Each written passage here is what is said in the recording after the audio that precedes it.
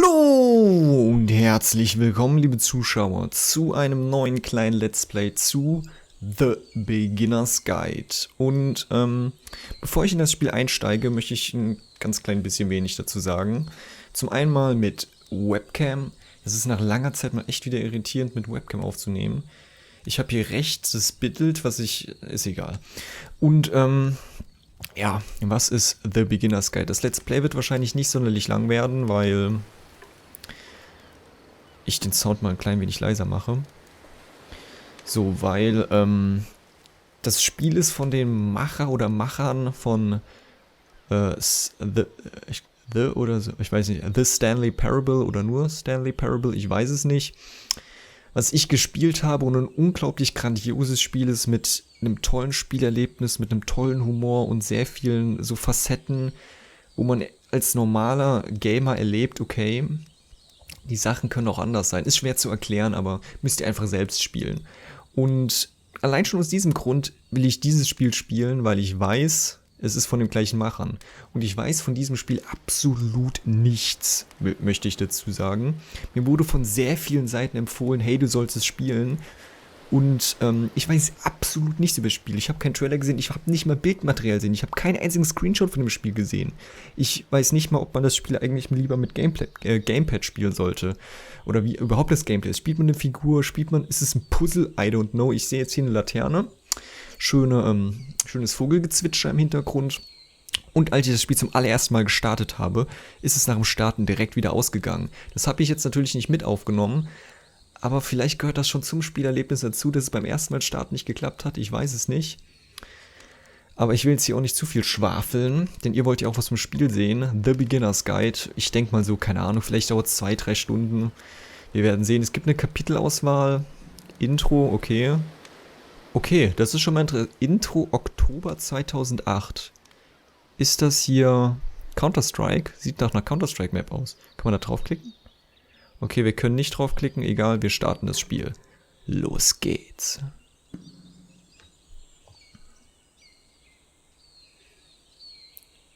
Bitte Audio einschalten. Ja, ich höre was. Ich hoffe, ihr auch. Steuerung, WASD, linke Maustaste, easy. Hi there. Thank you very much for playing The Beginner's Guide. My name is Davey Wreden. I wrote The Stanley Parable. And while that game tells a pretty absurd story, today I'm going to tell you about a series of events that happened between 2008 and 2011. We're going to look at the games made by a friend of mine named Coda. Now these games mean a lot to me. I met Coda in early 2009 at a time when I was really struggling with some personal stuff, and his work pointed me in a very powerful direction. I found it to be a good reference point for the kinds of creative works that I wanted to make. So just to start you off, this is, I think, the first game he ever made. It's a level for Counter-Strike. You can walk around here, by the way. And mostly it's just Coda learning the basics of building a 3D environment. But what I like is that even though he starts from the... Ich will ganz kurz für euch, liebe Zuschauer, mal schauen, ob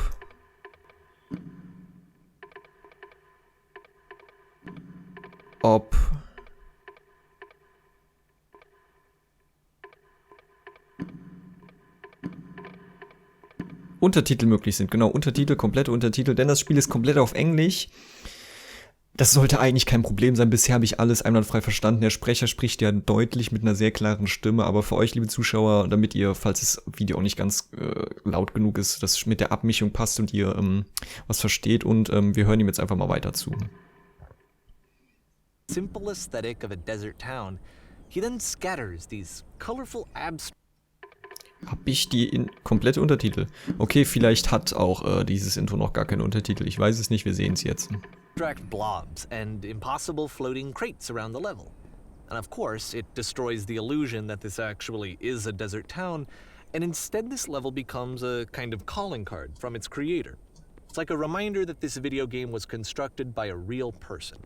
And it kind of makes you wonder, what was going through his head as he was building this? This is what I like about all of Coda's games. I mean, not that they're all fascinating as games, but that they are all going to give us access to their creator.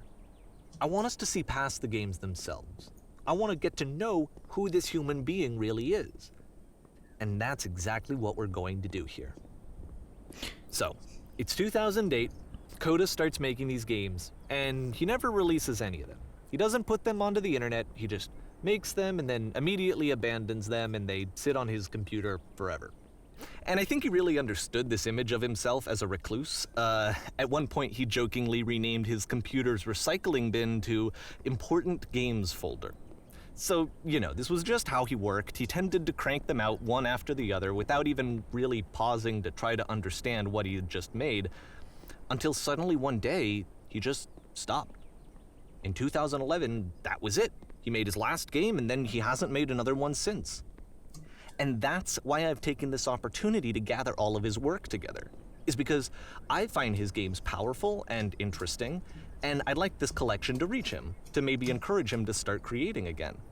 And if the people like you who play this also happen to find his work interesting, then I'm sure it'll just send that much stronger of a message of encouragement to Coda.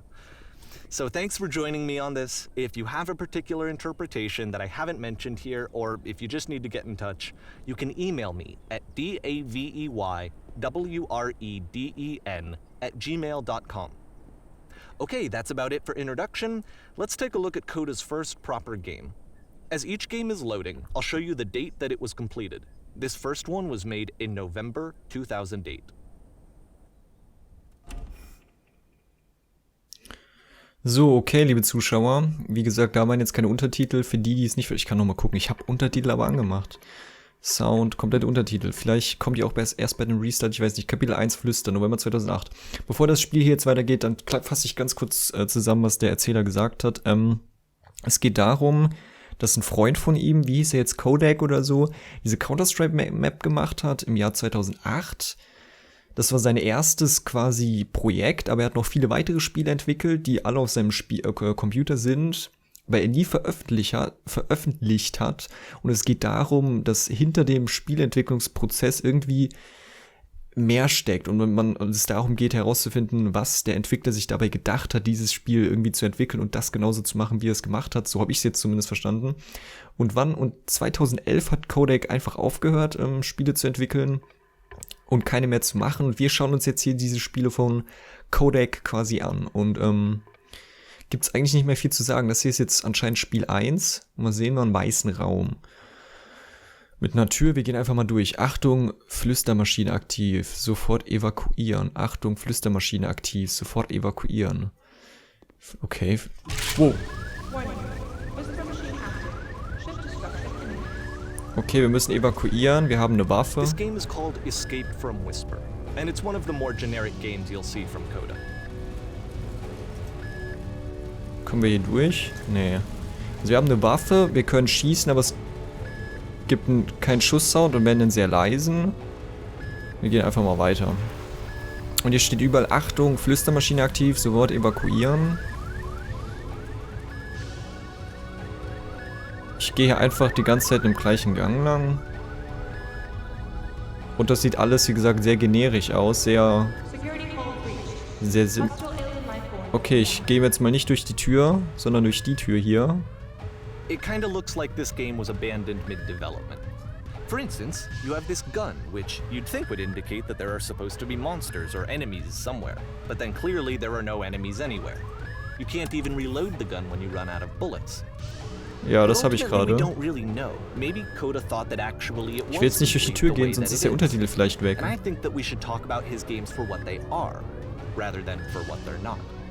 Ja, was ist das Spiel? Das ist gerade... Oh, jetzt können wir erst weitergehen. Wow, das sieht nice aus. Ach, den Boden des Universums, okay. Ja gut, da fehlt wahrscheinlich einfach... Ja gut. Ich fühle mich gerade allein schon durch diese Sirene im Hintergrund mega gehetzt und denke, okay, hier läuft jetzt so gefühlt ein Countdown ab, aber es ist wahrscheinlich überhaupt nicht der Fall. Das bildet man sich so als Spieler dann natürlich unterbewusst selbst ein. Apparently this space station has a labyrinth on it. Ja. Sure, I don't know. There's really no reason for it that I've ever been able to discern, so in the interest of time, I'm just gonna skip you on past it. Können wir wieder zurückgehen ins Labyrinth? Ja, das ging sogar. Or if you'd really like to solve the labyrinth, you're welcome to do that too. Ja, nee, müssen wir nicht machen. Müssen wir nicht machen.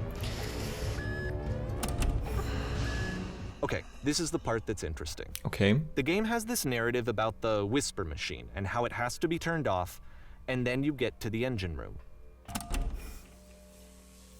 Ja. Hey, you there, in the engine room. You could save us all.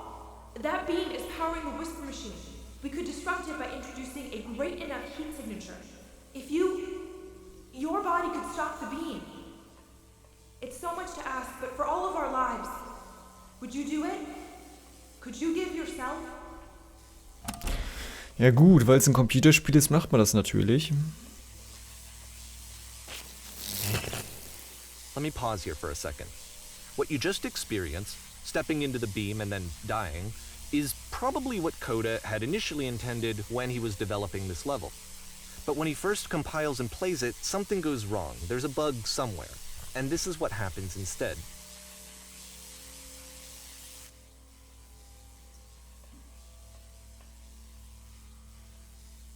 Okay, man ist wieder hier und in den Strahl zu gehen, wiederholt das Ganze oder was? Man kann aber nicht zurückgehen, also muss ich wieder durch den Strahl oder was?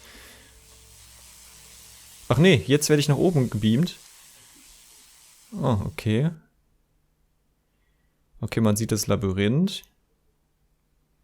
The beam causes you to start floating. And this is an important moment for him.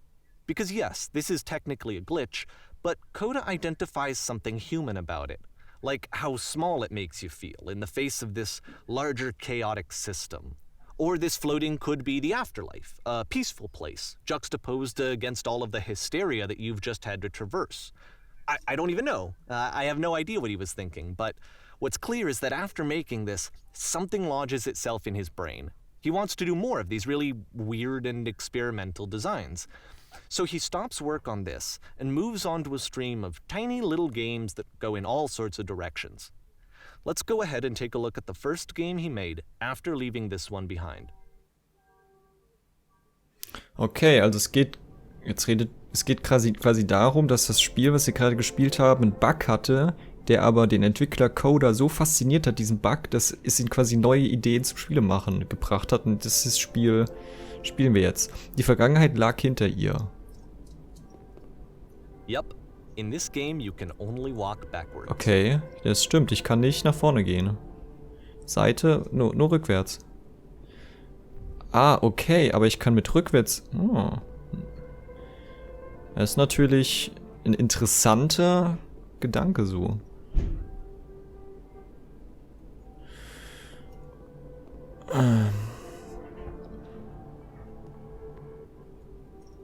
So it's a short and relatively minimalist experiment combining motion and narrative. It is less advanced than the previous game, but actually it seems to be more focused, more complete. Coda's trying to give it a unique voice rather than simply basing it on a pre-existing trope.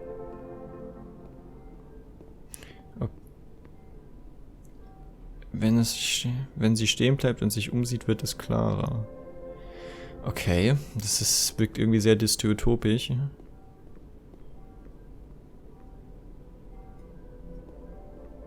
Immer hinter ihr liegt. Weil sie dann die Kraft... Was? Weil sie dann die Kraft finden, sich ihr zu stellen. It's a short little thought, it says what it wants to say, and then it ends. Didn't need anything more than that. Which to me is why it works, because it gets out quick. Okay, next one. Okay. Oh Gott, das ist ein Horrorspiel. Oh Gott. Ja, das fängt ja schon mal gut an, liebe Zuschauer. Der hat ein Horrorspiel gemacht, oder was? Ich sehe es doch schon kommen. Gut, ich kann dieses Horrorspiel spielen, indem ich auf den Boden gucke. Ach, liebe Zuschauer, übrigens, meine Haare sind viel zu lang. Ich muss unbedingt zum Friseur. Meine Haare, wenn ich die nicht so extrem zur Seite gelen würde, dann wären die ungefähr, keine Ahnung, so hoch. Und ich muss die alle flatschen mit so viel Batzen Gel. Nee, in die andere Richtung. Aber okay. Diesen Level überspringen. Ich kann sogar ein Level überspringen.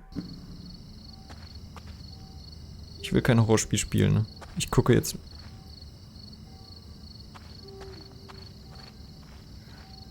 Oh Gott. Ich gucke einfach nur hier auf den Boden. Wenn da was Horrormäßiges kommt, ich sehe es gar nicht, liebe Zuschauer. Ich habe gerade keine Lust, mich zu erschrecken. Dann geht wahrscheinlich ein Teil vom And that's it. Okay, the meaning of this game won't be clear just yet. Please be patient with me for a few more games and I promise you'll see what makes it interesting. What? Da kam überhaupt nichts. Oftentimes, Coda would put bizarre titles like this one at the start of his games. Okay. I wish I'd known him at the time that he was making these early games. He would really only talk to me about his work as he was making it. Once he stopped work on a game, like, that was it. It was dead to him. And I don't agree with that at all, but what are you gonna do? Okay, Hochhäuser und eine Treppe. Dann gehen wir die gerade eben, okay. Man erwartet natürlich, es ist dunkel, man sieht nur einen Kiesboden, dass irgendwas kommt, was einen erschreckt. Wir haben hier einen sehr mysteriösen Sound-Effekt. Once you've been slowed to an absolute crawl, the door at the top of the stairs opens. So why, if Coda's not showing these games to anyone, why bother opening the door at all? Well, to show you, I'm modifying the game here so that when you press enter, it'll bring you back up to full speed so you can enter the door for yourself. Okay.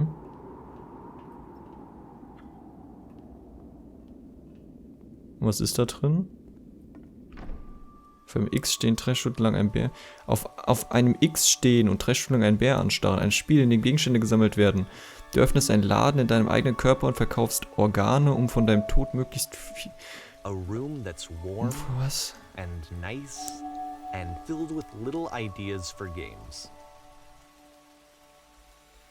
Das Spiel besteht nur aus riesigen Textblöcken, in denen erklärt wird, was vorgeht. Du darfst... Coda would often tell me that he didn't mind if people thought of him as cold or distant. He said that he knew that he was actually a vibrant and compassionate person, but that it takes time to really see that. It can be a very slow climb to get there. Also hier stehen viele sehr mysteriöse Texte. Du lebst auf einem Boot und erhältst Befehle vom Kapitän. Okay. Auf die Fische, fertig, los. Okay, das ist gerade vielleicht sogar das Kapitänsspiel, oder? Was ich gerade angeguckt habe, ich weiß es nicht. Oder auch nicht, ich weiß, es ist echt alles sehr verwirrend, muss man sagen. Muss man einfach mal an dieser Stelle ganz klar sagen. Wir sind jetzt orange, ist ein bisschen... Ich weiß nicht, was uns das hier alles noch sagt. Auf jeden Fall... Well, this is new for Coda. It's an actual puzzle. Okay. Go ahead and see if you can solve it. Also jetzt hat Coda also zum allerersten Mal ein Puzzle in einem Spiel gemacht. Okay. Ein Schalter, interessant.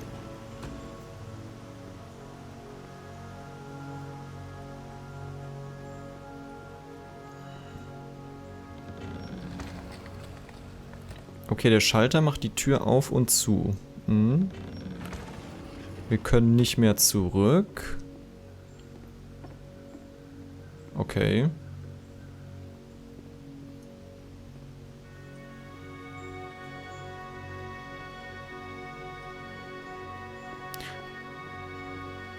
Und hier drin ist auch nichts. Und die Tür geht nicht auf. Okay.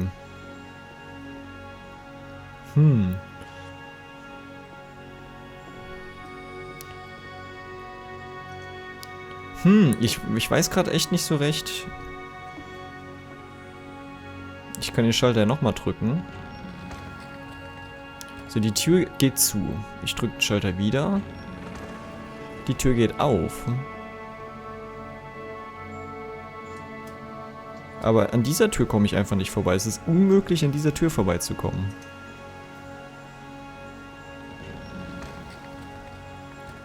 Oder ich raff irgendwas nicht. Moment, habe ich gerade... Nee, doch.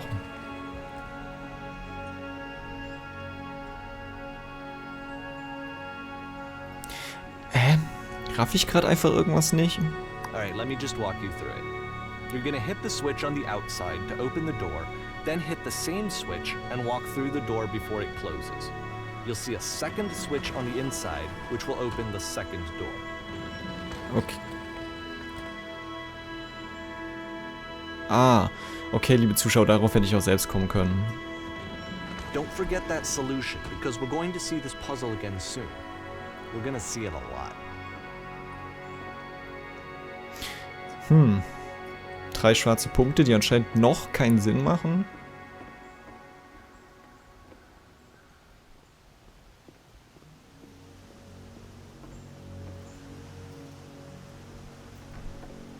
So that seems to be it, right? You walk down a corridor, you solve a puzzle, you get to the end. Simple enough. Alright, now I'm going to modify the game again so that when you press enter, it'll remove all of the walls from this room. What? Okay, es gibt anscheinend eine Menge weitere Gänge. How about that? There was more to it than we had any way of knowing. I actually find it funny that this game comes after the stairs game, since they essentially convey the opposite idea. So, in the stairs game, a dull exterior concealed a rich interior. And then, in this level, a dull interior hides this fantastic outer world. Either way, I think that the point is the same, is that most of the time you don't get to know what you're missing, or even that you're missing anything. That's not your role as a player. So if your role here is not to understand, then what is it? Das ist alles too much für mich. Oh Gott. Jetzt wird's wahrscheinlich horrormäßig. Wir schauen auf den Boden und gehen geradeaus. Aha. So, this, combined with the entering game from earlier, tells us that Coda believes his games are connected somehow.